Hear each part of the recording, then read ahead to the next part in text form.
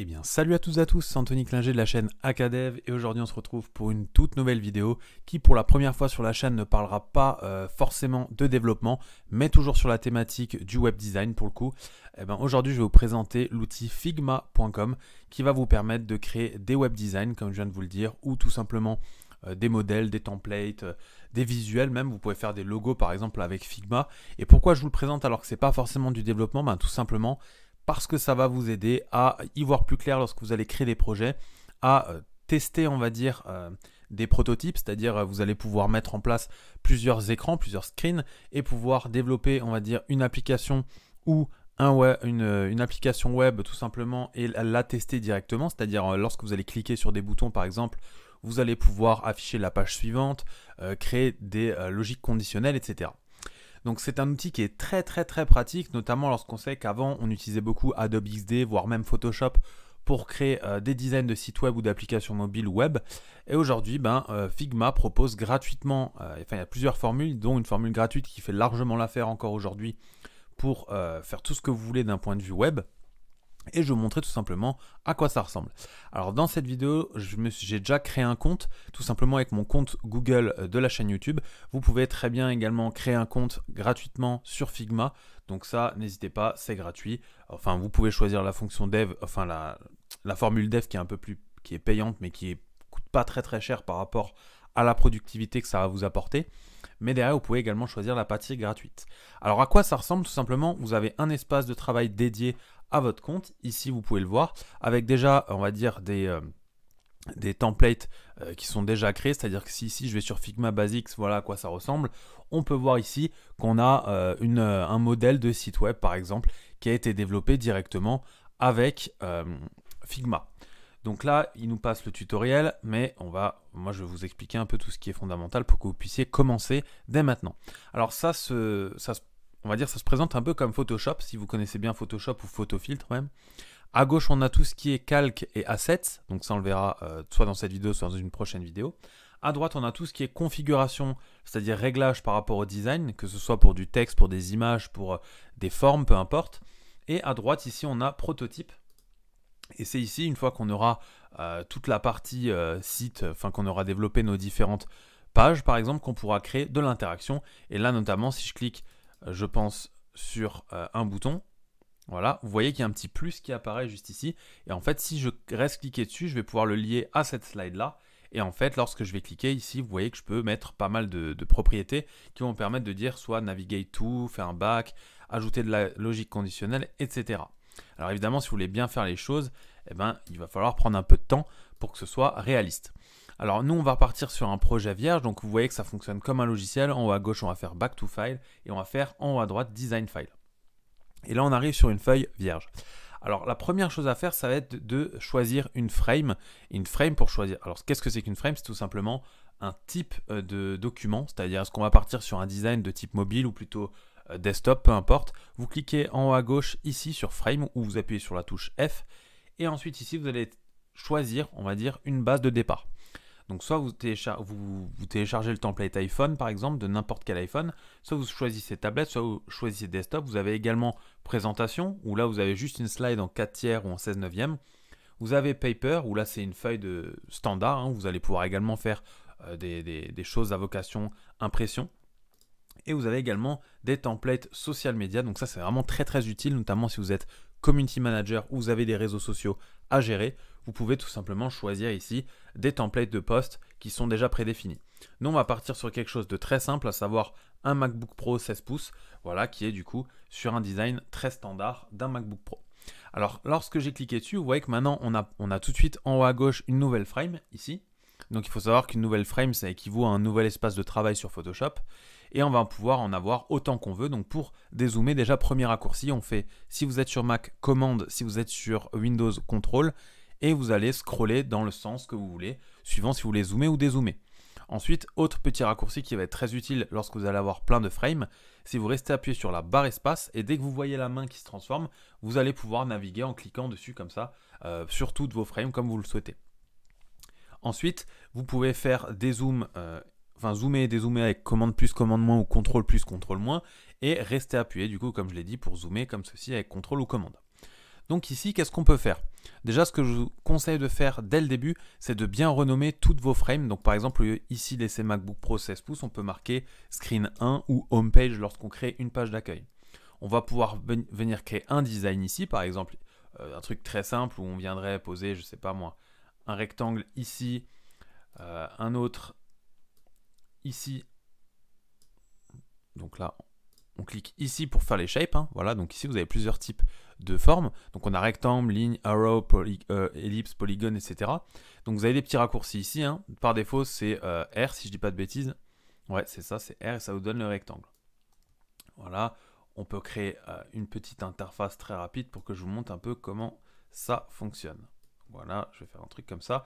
À savoir que les règles par défaut magnétiques sont activées. Vous voyez qu'ici, j'ai des petits croix rouges, des petits traits qui viennent se positionner pour bien qu'on soit aligné sur toutes nos shapes. Alors maintenant, je vais cliquer sur mon premier rectangle et ici, j'ai plusieurs options. Déjà, la première ici qui peut être très utile, c'est les corner radius, c'est-à-dire les border radius. Et soit vous restez cliqué dessus et vous glissez de gauche à droite pour gérer, on va dire, le radius, soit tout simplement, vous allez venir écrire ici un radius, par exemple 30 pixels, et on valide. Et là, on voit qu'on a bien notre radius qui est venu s'additionner ici. On a d'autres petites propriétés qu'on peut ajuster, mais ça va toucher un peu la position et la taille de l'élément, donc on ne va pas trop y toucher ici. Ensuite, ici, on peut aligner directement, donc c'est-à-dire que si là, je clique sur le plus au centre, par exemple, ça va venir nous mettre une règle ici pour garder en fait le côté centré lorsque je vais venir mettre un élément à l'intérieur de ce cercle. Donc si je clique dessus, voilà, vous voyez que là, j'ai vraiment toutes mes règles. Donc c'est ce qu'on appelle le point d'ancrage de la shape, c'est-à-dire que par exemple, là, il est ici, si je clique au centre 2 fois et que je veux rapetissir, voilà, ici, vous voyez que normalement, j'arrive à avoir quelque chose qui reste centré. D'ailleurs, les commandes Z, les contrôles Z fonctionnent très bien.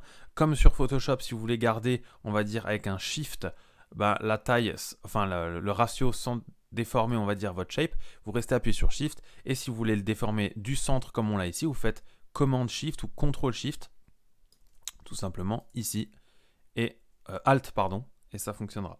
Donc Option si vous êtes sur Mac, Alt si vous êtes sur Windows.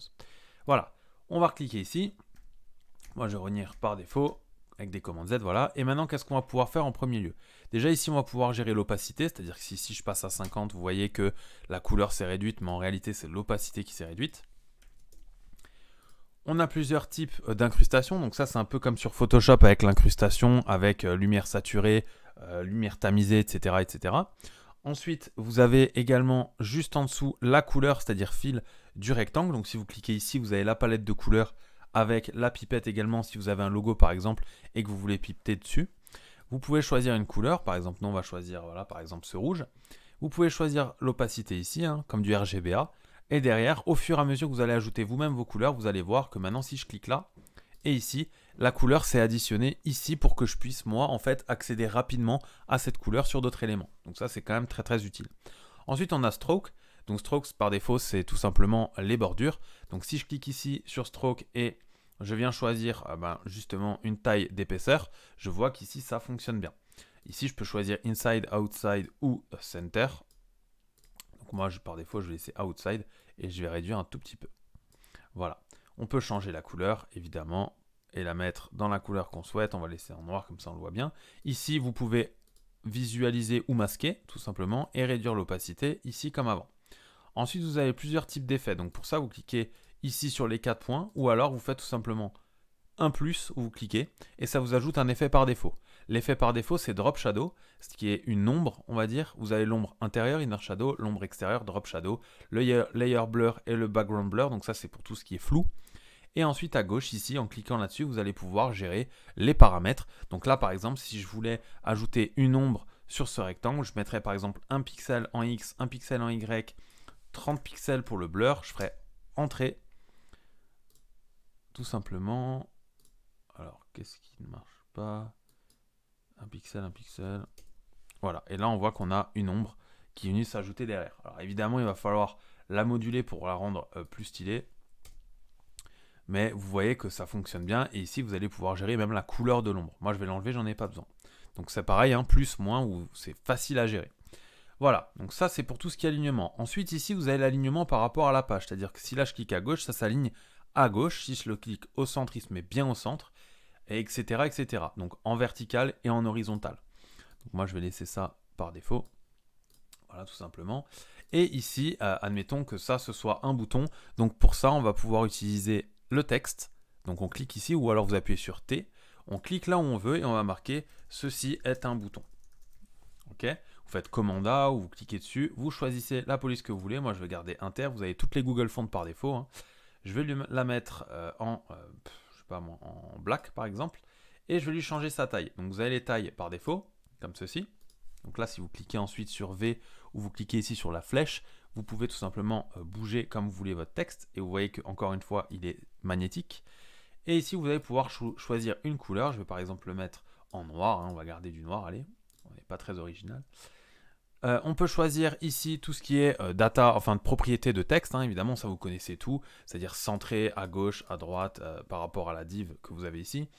Verticalement, horizontalement, le line 8, la font bold, etc. Enfin, la font weight, etc. Voilà. Donc, pourquoi j'ai fait ça? Tout simplement pour vous montrer comment créer très rapidement du texte. Vous pouvez également choisir d'autres choses, comme par exemple créer des formes avec l'outil Plume, comme sur Photoshop, mais pas, là, je ne vais pas m'attarder là-dessus, pardon. D'ailleurs, ici, vous voyez que tous mes calques se sont mis bien dans Screen 1.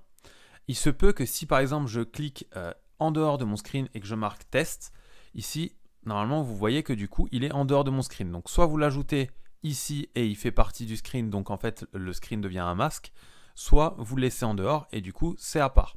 Alors, la partie à part, elle est souvent utilisée lorsqu'on va créer des assets, c'est-à-dire des composants. Mais ça, je vous montrerai dans une autre vidéo qui viendra par la suite pour montrer comment on se facilite la vie, notamment lorsqu'on crée des designs de sites web, en créant des modèles de boutons, des modèles de liens par exemple, des modèles de listes, très facilement pour qu'on puisse les réutiliser ailleurs avec les mêmes configurations. On a juste à changer les valeurs. Donc voilà, maintenant, une fois qu'on a vu ça, on peut également créer un deuxième screen. Donc là, première approche, vous faites un commande C, commande V et du coup, il vous crée la même chose juste à côté. Hein, vous voyez que c'est bien aligné. Soit, encore une fois, vous avez la possibilité de, par exemple, si vous voulez présenter un mock-up sur desktop et un sur téléphone, de retourner dans Frame ici, de choisir un iPhone ici, par exemple le 14 Plus, et de venir le mettre ici ou où vous voulez pour tout simplement faire le responsive de cette partie-là. Voilà, ça vous permet déjà de faire des designs.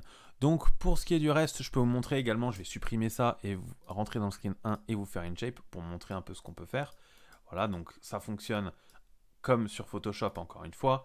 Ici, vous avez la possibilité de choisir tout ce qui est couleur, hein, c'est-à-dire que si ici je passe en rouge, on voit que ma bordure, ici, elle devient rouge. On peut également ajouter ici d'autres couleurs, hein, évidemment. Vous pouvez également, je ne l'ai pas montré, mettre des dégradés. Donc ça se trouve juste ici si vous cliquez sur gradient. Voilà. Et du coup, vous pouvez très facilement créer des designs tout en gardant un aspect simpliste sur Figma. Donc voilà pour ce qui est de Figma. Alors si cette vidéo vous plaît et si vous voulez en apprendre plus sur comment développer des maquettes web, alors je pourrais très bien déjà faire j'ai déjà deux autres vidéos, dites-moi si ça vaut le coup que je les fasse ou non sur Figma qui sont comment créer des composants, les réutiliser et créer une logique dessus. Et la deuxième, comment créer du coup une logique générale, c'est-à-dire comment créer en fait un site web ou une application très rapidement sur Figma et la rendre prototypée, c'est-à-dire qu'on peut l'afficher comme si elle était développée et avoir de l'interaction. Si cette vidéo vous a plu, n'hésitez pas à laisser un pouce bleu, à vous abonner à la chaîne, à laisser des commentaires du coup pour me dire si vous voulez l'évolution ou si vous avez des questions sur cette vidéo. Si je vois que cette série de vidéos sur Figma vous plaît, on pourra à l'avenir créer ensemble du coup le template d'un nouveau site web et justement par la suite en fait le prototyper pour pouvoir le développer. Voilà, c'était Anthony Klinger de la chaîne Acadev, on se dit ciao tout le monde.